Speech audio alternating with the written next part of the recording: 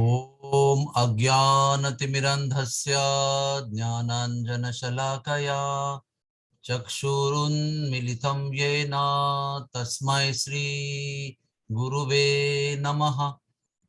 श्रीचैतन्यमनोभीष्टं स्थापितं येन भूतले स्वयं रूपः कदा मह्यं ददाति स्वपदान्तिकम्। श्री कृष्ण चैतन्य प्रभु नित्यानंद श्री अद्वैत गदाधर श्रीवासदि गौर भक्त वृंद। हरे कृष्णा कृष्णा कृष्णा हरे हरे, हरे राम राम राम हरे हरे।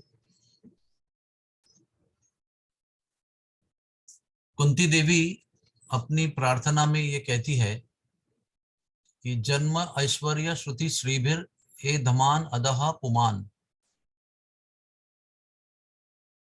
तो उच्च उच्च जन्म, उच्च कुल में जन्म और बहुत सारा सौंदर्य, बहुत सारी विद्या, बहुत सारा ऐश्वर्य, ऐसा लगता है कि ये सब होने पर हमारी भक्ति अच्छी होगी। क्योंकि हमारे जीवन में कितने कष्ट हैं, हमारे जीवन में पैसे नहीं है, हमारे जीवन में विद्या नहीं है, हम अनपढ़ है। तो ये सब एक बार हो जाए ठीक से तो भजन अच्छा कर सकते हैं। जो पढ़े लिखे लोग हैं, जो धनवान लोग हैं, उनके लिए कोई समस्या नहीं है। लेकिन कुंती देवी इसके विपरीत बता रही है कि जिनके पास ये सब कुछ है वो परिणाम कारक रीति से भगवान का भजन नहीं कर सकते, और हम एकदम उल्टा समझते हैं। और आगे जाकर वो कहती है कि जो दीन है, जिनके पास में कोई अच्छा कुल नहीं है, सौंदर्य नहीं है, धन नहीं है, ऐश्वर्य नहीं है, वो जो त्वाम अकिंचन गोचरम, यानी जो अपने आप को बहुत दीन समझते हैं या दीन है, जिनकी भावना दीन है, जो नम्र है, वो भगवान की शरण में है, वो कहती है कि भगवान का भजन बहुत अच्छी तरह से कर सकते हैं। इसको इंग्लिश में कहते हैं इफेक्टिवली, परिणाम कारक रीति से। हाँ, जो इफेक्ट चाहिए वो इफेक्ट को प्राप्त करते हुए जो दीन होते हैं वो भजन कर सकते हैं। अभी कहानी बहुत लंबी है, लेकिन मैं आपको संक्षेप में बताऊंगा कि एक गांव में, एक घर में, पुराने जमाने में परिवार भी 50-50 लोगों के हुआ करते थे। एक बड़े बड़े घर पे, जिसको वाड़ा कहते हैं मराठी में, वो वाड़े में 4 चाचा, 4 चाचियां, माता पिता, फिर दादी, 2 दादियां, 2 नाना, 2 दादा, ऐसे बड़ा बड़ा परिवार, 25 बच्चे, ऐसे हुआ करता था। तो ऐसे एक बड़े फले फूले भरे हुए घर में एक युवा कन्या, जो केवल 7वीं पास है, 7वीं भी नहीं है, बहुत ज्यादा कम पड़ी हुई है, वो बहू बनकर आती है। और क्या देखती है कि उस घर में अभी अभी कुछ ही समय पहले वसई से एक बिशप आकर सब लोगों को क्रिश्चियन धर्म उन्होंने स्वीकार करवाया है, और उसको ये पता नहीं है। वो तो बहुत सिंपल सी भक्त है भगवान की। और देखती है कि 6 उसके ससुर, 6 उसकी सासुएं, और कुछ 13 ननदियां, ये सारे कन्वर्ट हो चुके हैं। इतनी विकट परिस्थिति थी, फिर भी उस युवा अवस्था में, छोटी उम्र वाली, वो भी बहू, भारत के कॉन्टेस्ट में, बैकग्राउंड में बहू होना is not a very powerful position. कोई सुनेगा नहीं आपकी, आपको सुनना पड़ता है। ऐसे अवस्था में इतनी निष्ठा थी भगवान नाम पे, इतनी निष्ठा थी कि खेत में काम करते हुए, फसल काटते हुए भी हरे कृष्णा हरे कृष्णा, खाना बनाते हुए हरे कृष्णा, पानी भरते हुए हरे कृष्णा, भैंस को धोते हुए हरे कृष्णा, भैंस का दोहन करते हुए हरे कृष्णा, हाँ, गोबर लगाते हुए हरे कृष्णा। इस तरह से वो प्रेरित थी भगवान नाम से कि वो जो फादर थे वो आए घर पे अकेले कि इसके अंदर भूत सवार हो गया है। ये भूत के वजह से ये जो आपके घर में मूर्तियां हैं, कृष्ण की, देवी की, गणपति की, शंकर की पिंडी, ये सब भूत प्रेत इसके दिमाग में घुसे हुए हैं, इसलिए वो पागल की तरह दिन रात कृष्ण कृष्ण करते रहती है। इसका भूत उतारना होगा, सबसे पहले ये सब भगवान जो है वो बोरी में बांध कर समुद्र में फेंकना पड़ेगा। इतना बड़ा संघर्ष उसको करना पड़ा। और बहुत लंबी कहानी है, अभी हम हमारे काउंसलिंग मीटिंग में उसको विस्तार में सुनाएंगे।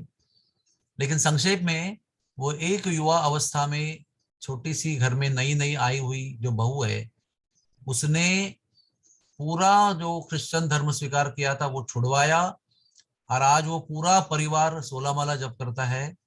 उसमें से बहुत सारे लोकनाथ महाराज से दीक्षित भी हो गए हैं। और वो औरत ने जिद नहीं छोड़ी, और अपने टूटे फूटे नॉलेज के अनुसार अपने, जैसे कि अब मैंने कहा ना, जन्म ऐश्वर्य श्रुति, हाँ, उसको नॉलेज में नहीं था इतना, ना ऐश्वर्य था, ना सौंदर्य था, ना उच्च जन्म था, ना पोजीशन थी घर में अपनी कि भाई मैं सासू हूं, मेरे कहना मानना चाहिए, कुछ भी ना होते हुए केवल नाम के ऊपर निष्ठा, इसके आधार पर उसने अपने घर में कम से कम 40 से 50 लोगों को एक तो घर वापसी कराया, और ऊपर से भगवान का भक्त बनाया, और बहुत लोगों को दीक्षित भी कराया। उनके घर में अभी जगन्नाथ बलदेव सुभद्रा जी का मंदिर है, जगन्नाथ बलदेव की धूमधाम से सेवा होती है, रथ यात्रा होती है। ये सब मैं आज सुबह वॉकिंग करते हुए सोच रहा था, ये कैसे हो सकता है? केवल एक चीज पे हो सकता है, वो है नाम, हरि नाम पे अटूट निष्ठा। अटूट निष्ठा, जब ऐसी निष्ठा होती है ना, तो कोई ज्ञानवान उच्च कुल का जन्म, कोई ऐश्वर्य, कोई धन संपत्ति, कोई अधिकार, कोई पावर, किसकी आवश्यकता नहीं होती है। सबसे बड़ी पावर आपके पीछे खड़ी हो जाती है। ये जन्म, ऐश्वर्य, श्रुति, श्री, इससे भी बड़ी पावर श्री कृष्ण है। वो हमारे पीछे खड़े रहते हैं। हाँ, आप कितने भी दुर्बल होंगे, सुदर्शन चक्र आपके पीछे आपके रक्षा के लिए डोलता है। और भगवान अपनी पूरी फौज, पूरी शक्ति और पूरी ऐश्वर्य के, पूरे शक्तियों के साथ में हम आपके पीछे रहते हैं, आपका रक्षण करने के लिए, आपको विजय प्राप्त कराने के लिए। तो हम सोचते हैं कि हम पढ़े लिखे हैं, डॉक्टर हैं, ये है वो है, फलाना अधिकारी हैं, क्या हमारे अंदर वो निष्ठा है जो इतने सिंपल सीधे साधे औरत के हृदय में है?